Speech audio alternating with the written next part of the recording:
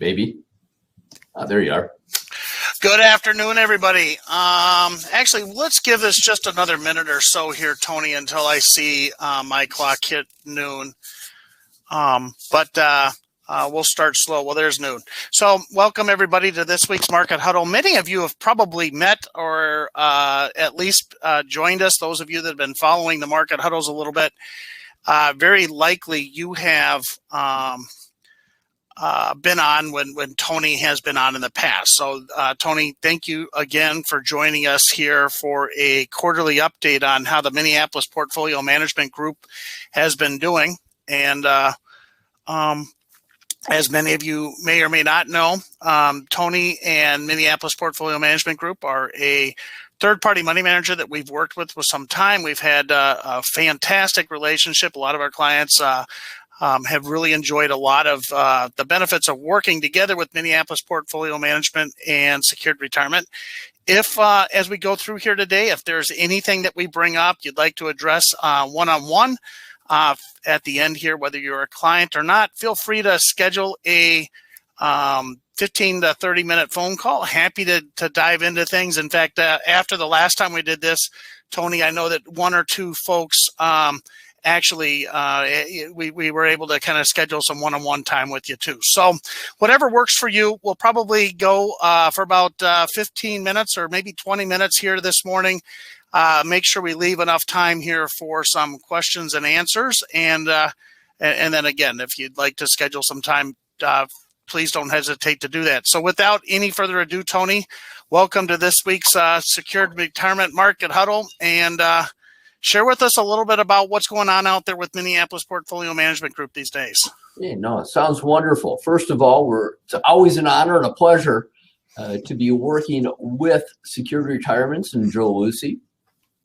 We are very appreciative anytime we have the opportunity to be in front of your clients. We really think that's an honor. So today, I figured we would start out, talk just a brief overview of who MPMG is, and talk a little bit more about value versus growth investing, and then talk about some of the activity that took place over our portfolio and what we see going forward in the markets, and why we feel now is a great time to be looking at some interesting investments going forward, even though we're hearing about the market valuations or market prices every single day. However, we feel there's a lot of opportunity going forward. Now, saying that, I'm going to take my face off this so you're going to be able to see and focus on the slides going forward. Now, really quickly, for those of you who are not familiar with Minneapolis Portfolio Management Group, we were founded back in 1995. We like to find great companies whose stock is inefficiently priced, in our opinion, and then sell it off to the eager.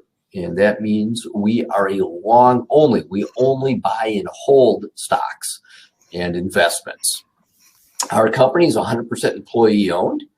We have over 75 years of combined investment experience with our senior portfolio managers, and that ramps up to close to 100 years with all of our portfolio managers. Minneapolis Portfolio Management Group is a decent sized company. We manage in excess of $1.1 billion of assets for our clients.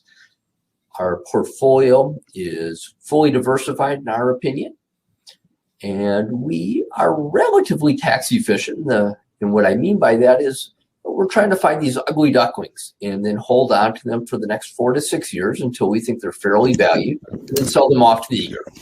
And by doing that, we are able to give our clients, for the most part, capital gains that are taxed at a more preferable long-term capital gains rate.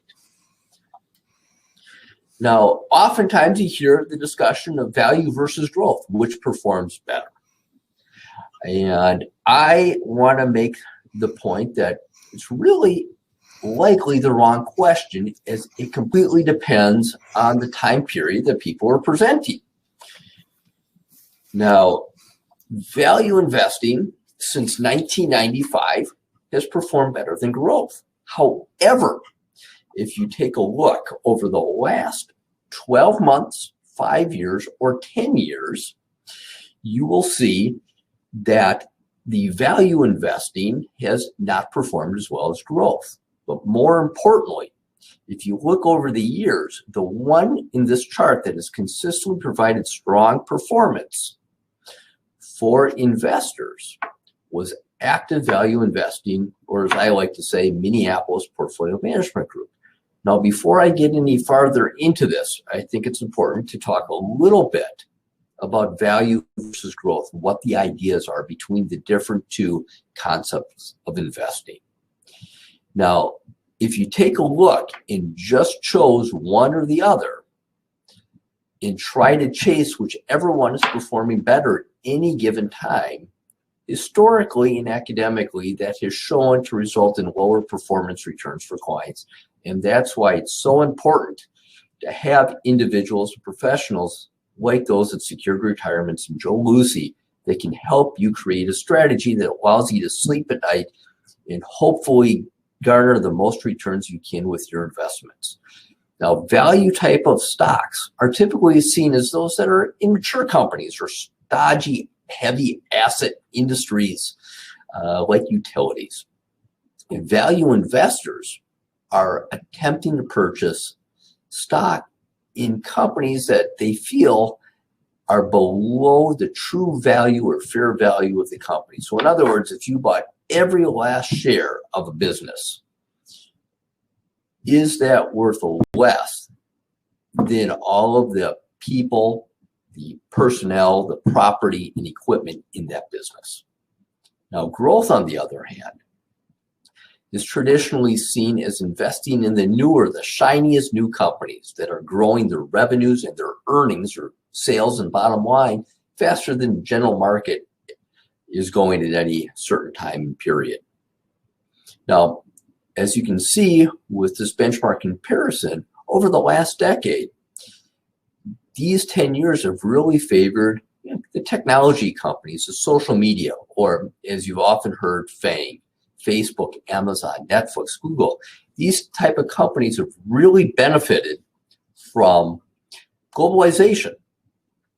These businesses needed little capital to grow and have really focused their attention on investing in tangible assets, data and research mostly, not plants and equipment. These companies have been easy to scale and have really benefited also from being in a low interest rate and low inflation environment.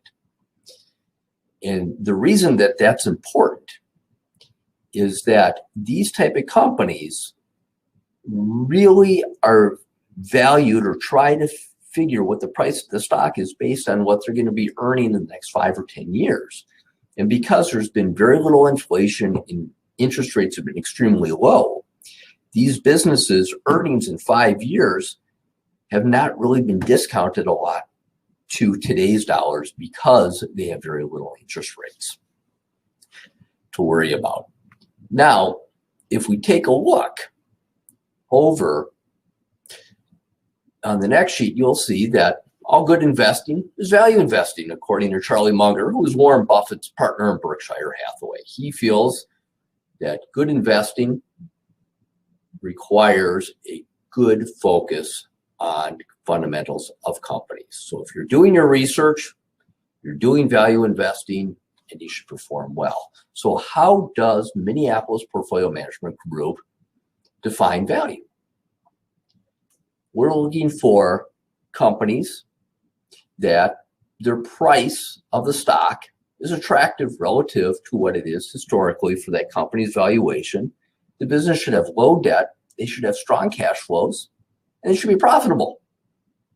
These companies should also be making those products and services that are difficult, if not impossible, to replicate, that they have some type of moat around them, as Warren Buffett would say. Is management in these businesses motivated? Are they incented appropriately to stay with these companies and execute these plans? Now, if you take a look with that type of value focus on an investment strategy that is replicatable and consistent, you will see that we have been able to consistently outperform the value indices, according to Russell, since our inception, over the last 10 years, we've been right in line. And over the last year, over the last 12 months, we've been able to significantly outproduce our competitors. So if we switch over to the next slide here, you will start to see what some of the activity was in our portfolio over the last 3 months. And using this strategy and philosophy of really working to locate a great company whose stock is inefficiently priced, we were able last March, a year ago, to pick up a company that was basically able to sell caffeine, a legalized drug, at a very discounted price. We sold it just over a year because it had doubled and currently was trading at 5 times its sales and 30 times its earnings. We thought that it started to get quite pricey. So we wanted to say thank you very much, take those proceeds and invest them into new opportunities. We picked up Pfizer, which was a company that had basically a cure to a worldwide problem. However, we felt that Pfizer stock was not performing given what it had done. And because of that stock valuation, we felt that we were going to continue to see increased competition, which may erode its price further on a vaccine that has very minimal margins in producing and selling that product. And during the coronavirus shelter in place, we also had Kroger in our portfolio, a fabulous grocery company that had done extremely well. However, when we looked forward, Kroger company, we felt was hitting the ball out of the park, and it might be another 2 to 3 years once the economy opens that Kroger will start to see the numbers that it had been producing during the shelter-in-place orders that were hitting our country. Coherent would have been in the portfolio for about 2 years, was actually bought out by one of its competitors, and ended up giving our clients about a 15.5% annualized return over the last couple of years that we'd owned the stock. And we decided to take the cash. Train Technologies, another sell in our portfolio, was a great company, or is a fabulous company that makes heating and ventilation products throughout the globe. And we felt that it was finally fairly valued after many years of holding it. So where did we put our proceeds? We felt as this country is starting to reopen and the economy is starting to pick up steam, we wanted to have ownership in some great iconic businesses. Companies like Madison Square Garden Entertainment, which if you wanted to, you could pick up every last share for $2 billion. They own companies like Tao Hospitality, Madison Square Garden in New York, as well as the Radio City Rockettes or the Chicago Theater. This is a company that we had picked up at just over cash on its balance sheet and are excited to see what's going to happen as people start to want to go back to entertainment venues. Simon Properties Group was also picked up as a hard asset play for our clients. Now, Simon Properties Group is a really unique business. They own shopping malls, and many people had started to scratch their heads when they saw Simon Properties Group in their portfolio. Why would MPMG be picking up a shopping mall company when nobody can leave their homes?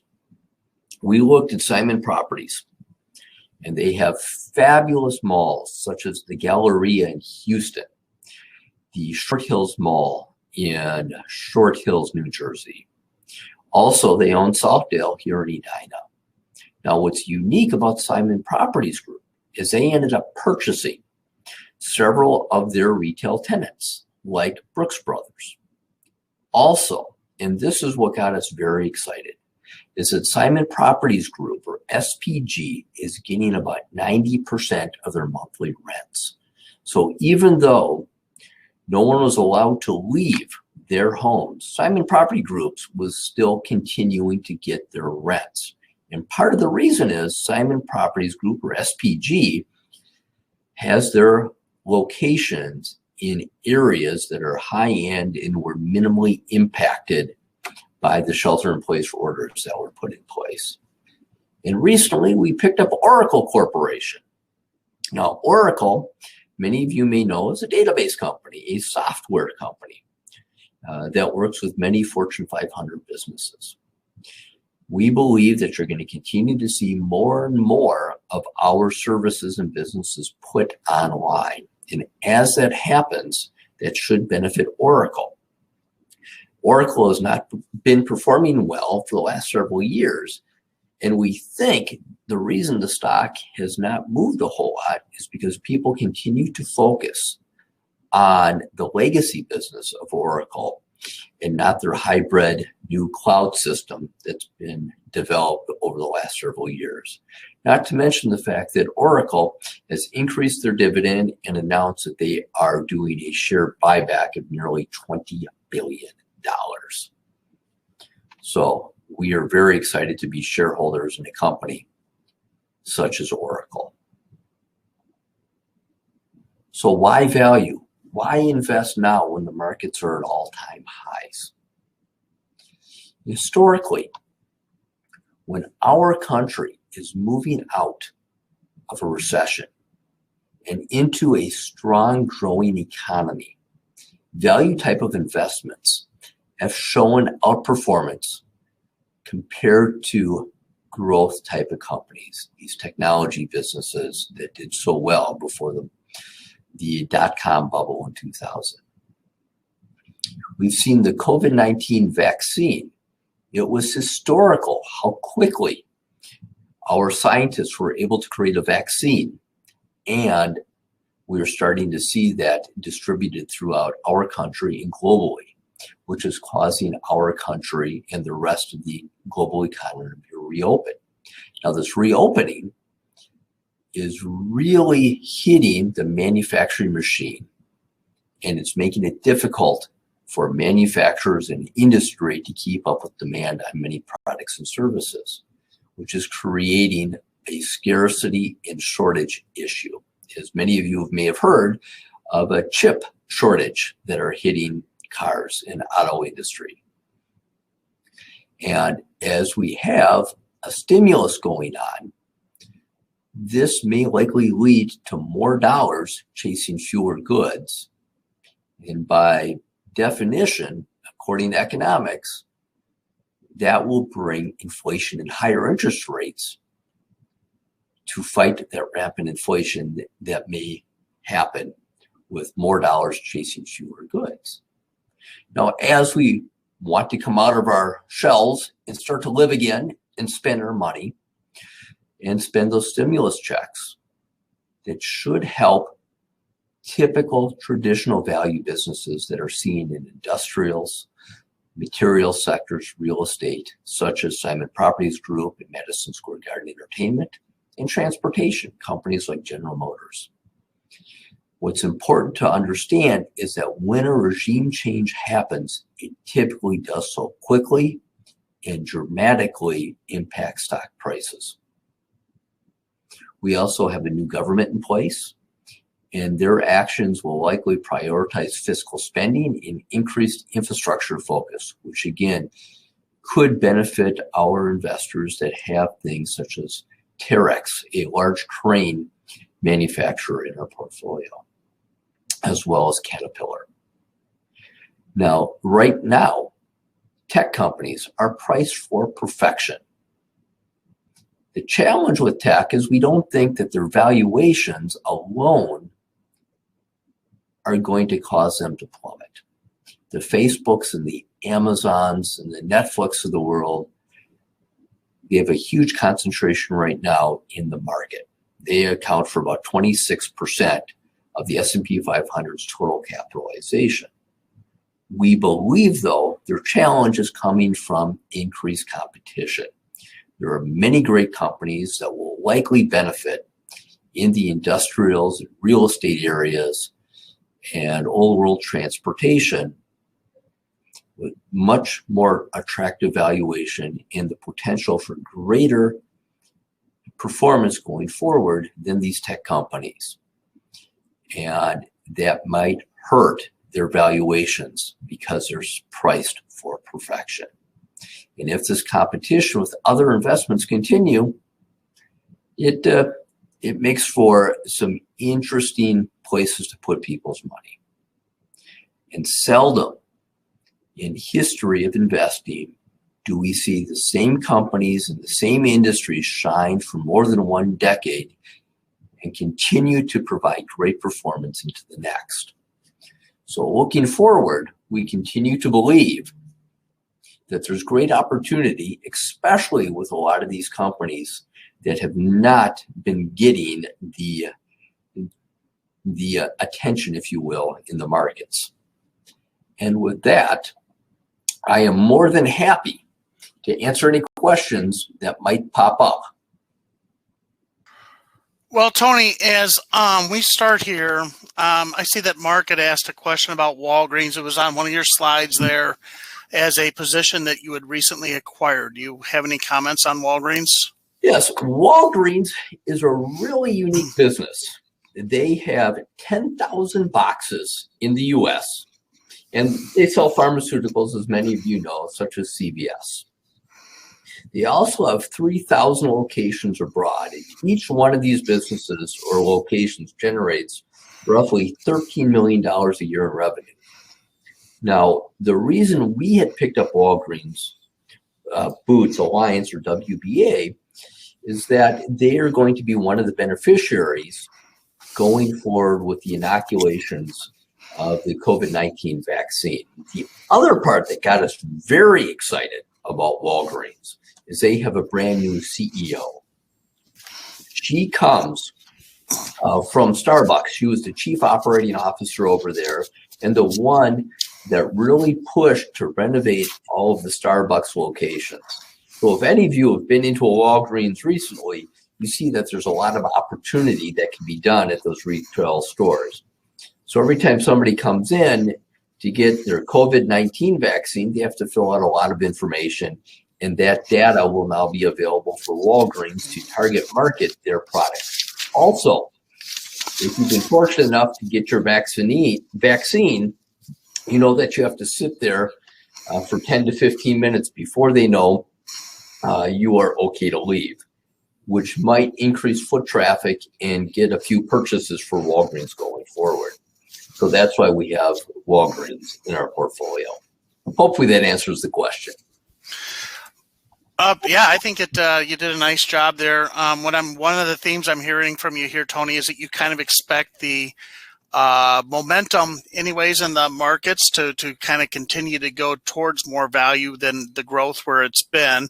And that's, one of the other money managers we had on last week, Sterling Capital, kind of also said that as well. I think that, from time to time, we're going to see value outperform growth and growth will outperform value. And over the last decade, it's kind of been, the pendulum has been kind of shifted away from you. So I kind of hope that we do actually start to see more and more towards the value here. And I'm hearing you say that that's kind of what you're expecting as well.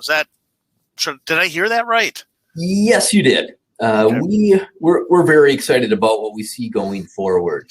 It has been over a decade of traditional growth type of investments really doing well. And a lot of that, in our opinion, is because we've had no inflation. We've had very, very low interest rates, which have really benefited these type of companies, the Facebooks of the world, the Amazons of the world. But as you start to see a rise in interest rates, companies that manufacture, companies that own assets should do quite well because their buildings are going to be worth more. Their equipment is going to be more valuable. And they're also making things. We're looking at infrastructure in our country that needs to be upgraded. We've all heard the government's proposal for infrastructure, and all of these things should really benefit those traditional value type of companies.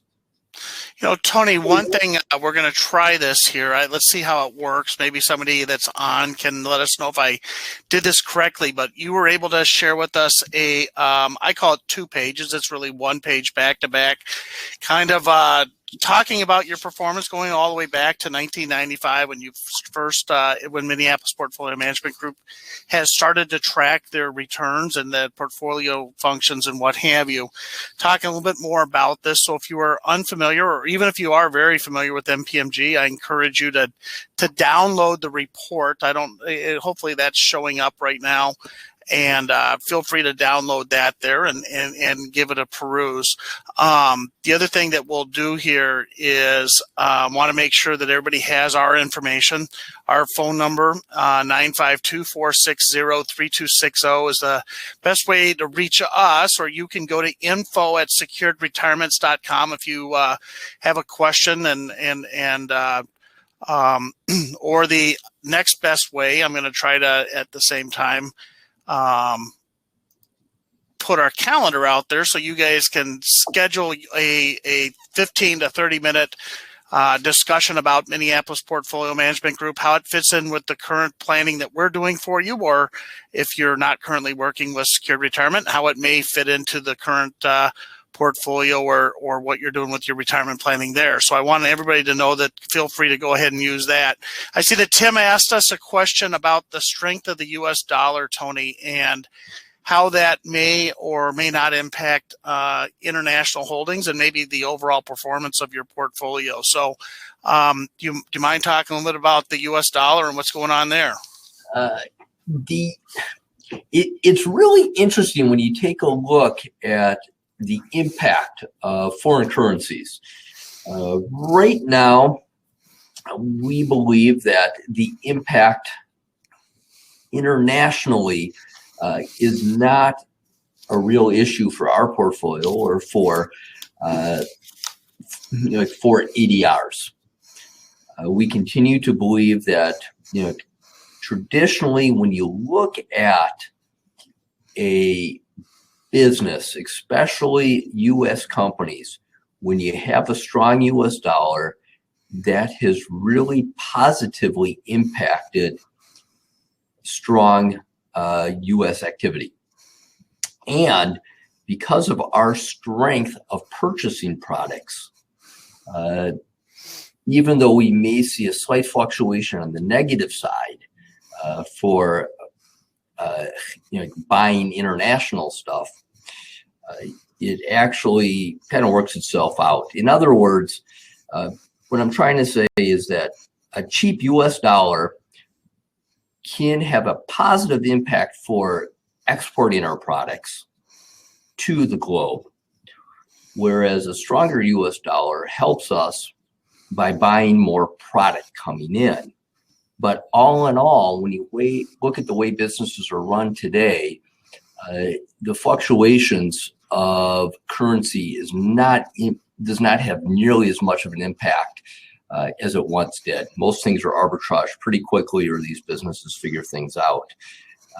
When we look at the end of the day, it's how strong a company's products are and the sales are, and the impact on the currency fluctuations, in our opinion, is minimal because we're not looking at buying or selling stocks by the day or by the week. We're looking at buying these businesses and holding on to them for doubles and triples over years. And the difference in currency fluctuation versus the stock price is minimal, and we don't care that significant about it. I hope that answers your question. Well, and another point that I think I'll just kind of reiterate around that, Tony, is one of the reasons that we find Minneapolis Portfolio Management Group attractive is that they do have a low turnover. I think historically you guys have had a turnover, about 20-25%? Do you know what your current turnover of your portfolio is now? Correct. Over the last, I just did this. We were about 30% turnover over the last year, which has been slightly higher than we have over the last several years, but right in line where we have been historically.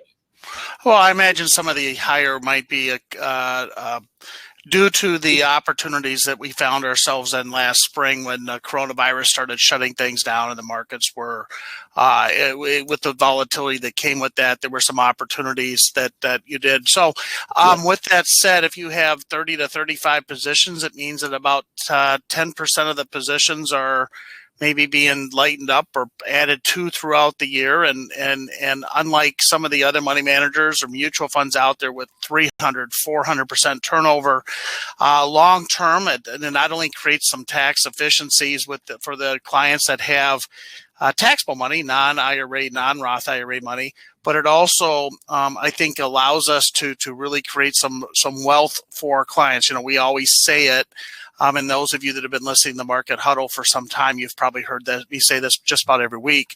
Clients tend to hire or work with Secured Retirement, number one, because they're looking to make sure that they can maintain their lifestyle, they can get the income they need and spend in confidence. Number two, reduce taxation. And the third thing, grow the wealth.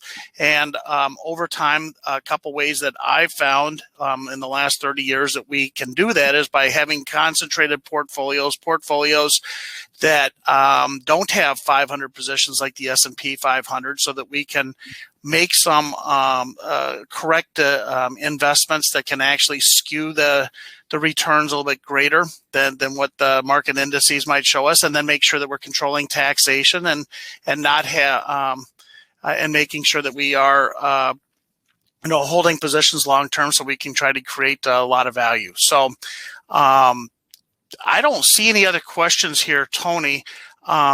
Any final comments, and then we'll wrap things up here today. We really look forward to an exciting environment going forward. We see great opportunities in the equity markets and in the economy in general. We're very eager to every morning to come in and see what opportunities are laying in front of us. This could be a once in a lifetime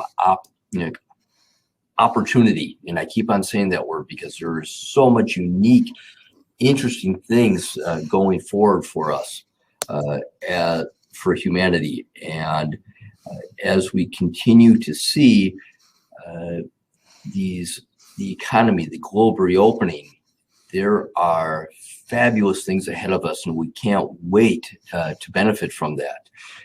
And as always, we're extremely appreciative to be working with you, Joe, and your clients. It's a real honor, and whatever we can do to hopefully help your clients achieve their goals and their dreams, we want to be part of that, if it makes sense. And you're doing your strategy is working for many, many people, and we want to continue to help you hit those goals of your clients.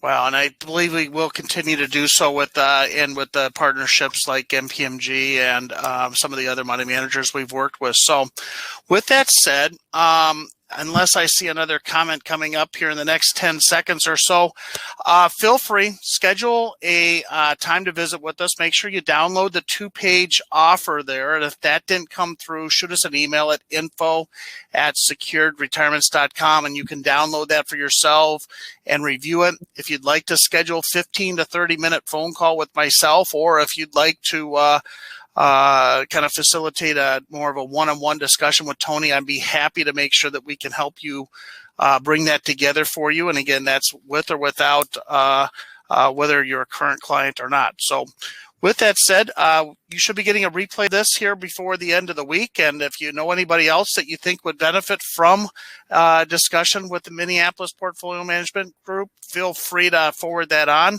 And with that said, everybody else, enjoy the rest of your week. Thank you again, Tony, for joining us here this afternoon. Thank you. Have a great day, everyone. Have a great day. Bye-bye.